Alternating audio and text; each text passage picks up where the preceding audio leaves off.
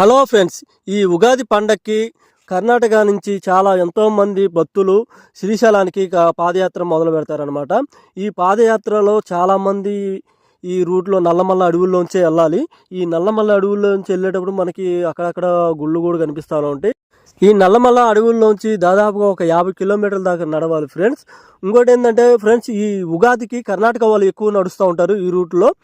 మన తెలుగు వాళ్ళు ఎక్కువగా వచ్చేది ఏంటంటే శివరాత్రికి వస్తారనమాట. ఈ శివరాత్రికి ఇట్లా వస్తూ ఉంటారు. నైట్ టైంలో కూడా కొంతమంది నడుస్తూనే ఉంటారు. అక్కడక్కడ కొంతమంది ఆగి పడుకుంటారనమాట. పడుకునే ప్లేసులు కూడా ఉండే మీకు వీడియోలో చూపిస్తాను. నేనైతే ఒకసారి పడుకున్నాను, నాకు తెలియక ఇక్కడ మట్టి చూడండి ఎట్లా అయిపోయిందో, ఒళ్ళంతా మట్టి అయిపోయింది. అడవిలో పడుకున్నాను అనమాట.